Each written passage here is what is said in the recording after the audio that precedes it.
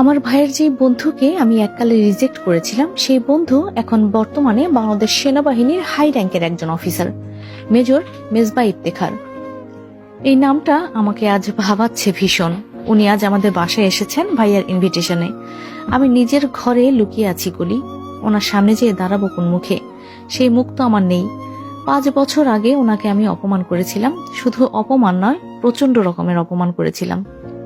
ওনার মতো প্রবল আত্মসম্মানবোধ সম্পন্ন ব্যক্তিত্ববান পুরুষ মানুষও সেদিন মাঝ রাস্তায় আমার সেই বিদঘুটে কর্মকাণ্ড আর গলা চড়াও করা বন্ধ করতে অনুরোধ করেছিলেন খুব করে। আমাকে বলেছিলেন, প্লিজ আকসা, এটা পাবলিক প্লেস, একটু চুপ যাও প্লিজ, মানুষ শুনছে, দেখছে আমাদের। আমার দিকে কিভাবে তাকিয়ে আছে দেখো, বড্ড বেশি অপমানিত বোধ করছি। অথচ আমাকে কেউ কোনোদিন পিঞ্চ করে একটা কথা বলারও সাহস পায় না। এলাকায় এতটাই ভদ্র শান্ত ছেলে হিসেবে পরিচিত আমি, অথচ আজ তুমি আমার মান সম্মান সব ধুলোয় মিশিয়ে দিলে। লোকে আমাকে বখাটে ভাবছে, যদিও আমি তা নই। ভালো লাগার কথা জানানো বুঝি অপরাধ? ঠিক আছে, তোমাকে আমি এই প্রথম এবং শেষবার বললাম, আরো কখনো তোমার সামনেও আসবো না। তবু দয়া করে একটু চুপ করো আকসা, সবাই আমাকে খারাপ ভাবছে। এই জটিল কথাগুলো নিজের মান সম্মানের খাতিরে উনি আমাকে অবলীলায় বলে দিয়েছিলেন। শত কাকুতি মিনতি করেও আমাকে থামাতে পারেনি। আমি তো রীতিমতো লোক জড়ো করে ফেলেছিলাম। একটা কেচ্ছা হয়ে যাচ্ছিল সেদিন। সবাই বলাবলি করছিল এই ছেলেটাকে নাকি ভদ্র ভাবতাম, অথচ এ তো দেখি পথে ঘাটে মেয়েদের ডিস্টার্ব করে বেড়ায়। সেদিন ওনাকে আমার জন্য মিথ্যে অপবাদ পেতে হয়েছিল। তখন আমি খুব ছোট ছিলাম, মাত্র 17 বছর বয়সের বাচ্চা একটা মেয়ে, সবকিছু খেলনা ভেবে নিতাম। তাই ওনার প্রপোজাল নিয়েও প্রচন্ড হাসি তামাশা করেছিলাম। কিন্তু বড় হওয়ার পর ধীরে ধীরে বুঝতে পেরেছি উনি আসলে উচ্চবাচ্য করার মতো তেমন কিছুই বলেননি সেদিন আমাকে, বরং খুব ভদ্রভাবে জানিয়েছিলেন। কিন্তু আমি কি করে ফেললাম, এখন অনুতপ্ত বোধ করছি। আজ এতগুলো বছর পরে উনি আমাদের বাসায় এসেছেন। এর আগে অবশ্য ভাইয়ার কাছে শুনেছিলাম উনি নাকি রাজশাহী ছেড়েছেন চাকরির জন্য। কি চাকরি তা জানতাম না, আজ সচক্ষে দেখে নিলাম। আমি কি করব বলি? বাইরে ডাক পড়েছে আমার, যাওয়া কি উচিত হবে? আকসা ঘরের মধ্যে প্রচন্ড উদ্গ্রীব হয়ে পায়চারি করছে, নখ কাটছে দাঁতে। অস্থির হয়ে পড়লে এই কাজটা করার বাজে অভ্যাস আছে ওর। কলি ফোনের ওপাশ থেকে ঠান্ডা মাথায় বলল, বাইরে যা আকসা, একদিন না একদিন তো তার সামনে তোকে পড়তেই হবে। সেই সাক্ষাৎকার না হয় আজই হলো। তুই যে অনুতপ্ত বোধ করছিস এটাই যথেষ্ট। প্রয়োজন পড়লে ক্ষমাও চেয়ে নিবি। উনি আমাকে মাফ করবেন বলে তো মনে হয় না। আমি একটা বড় অন্যায় করেছিলাম ওনার মতো প্রবল আত্মসম্মান বোধ সম্পন্ন একটা ছেলের সাথে। উনি কি এত সহজে ভুলে যাবেন? বাইরে গিয়ে তো দেখ আগে, হতে পারে এতগুলো বছরে সবকিছু ভুলে টুলে গেছে। তুই নার্ভাস হবি না, হাসি মুখে কথা বলবি, কেমন? আচ্ছা তাহলে যা, গিয়ে সাক্ষাৎ করে আয়। সাক্ষাৎকার কেমন হয় এসে জানাবি আমাকে, ঠিক আছে? আকসা, ও আকসা।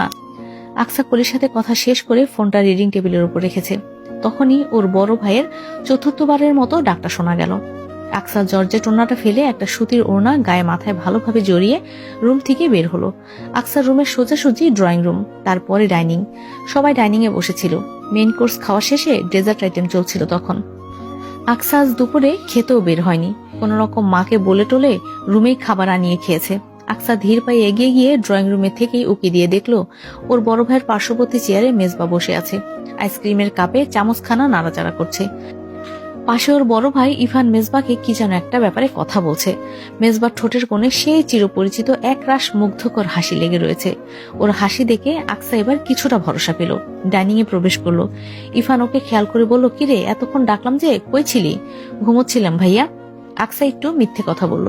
মেজবাকে বুঝতে দেওয়া যাবে না, তার আসার হেতুতে অস্বস্তিতে পড়ে আকসা বাইরে আসেনি। ওর বড় ভাই এবার ওকে উদ্দেশ্য করে বলল, আকসা, এই যে আমাদের মেজবা, চিনতে পেরেছিস ওকে? দেখ ছোকরা কেমন বড় হয়ে গেছে। তিনি আজ আমাদের সেই সিক্রেট লাভার মেজবা নয়, মেজর মেজবা আহমেদ। মেজবা, ওকে মনে আছে তোর? মেজবা এবার মুখটা উঠিয়ে আকসার দিকে তাকালো। চোখে চোখ পড়তেই আকসা বলল, আসসালামু আলাইকুম। আকসাকে অবাক করে দিয়ে মেজবা মুস্কি হেসে জবাব দিল, ওয়ালাইকুম আসসালাম। বাচ্চা মেয়ে তো দেখি বড় হয়ে গেছে, ভালো আছো? আকসার চোখ একটু কাঁপলো, অগোচরে ভুরু কিঞ্চিত কুঁচকালেও সঙ্গে সঙ্গে স্বাভাবিক হয়ে মৃদু হেসে জবাব দিল, জি আলহামদুলিল্লাহ ভালো আছি। আপনি কেমন আছেন? আলহামদুলিল্লাহ ভালো আছি। আকসার কেমন জানি বোধ হলো, ও এতটাও ভালো আচরণ আশা করেনি।